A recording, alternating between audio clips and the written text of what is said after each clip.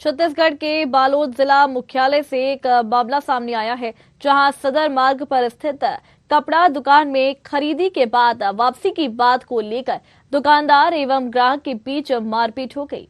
इस दौरान ग्राहक के पत्नी के साथ भी मारपीट की है।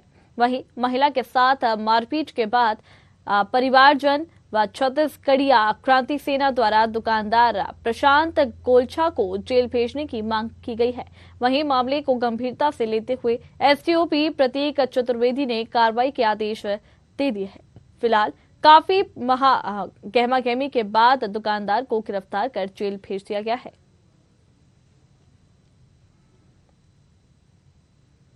वापस करने गए थे दुकान में, दुकानदार ने वापस नहीं होगा करके बोल के उसी में वाद विवाद होकर आपस में मारपीट हुए हैं।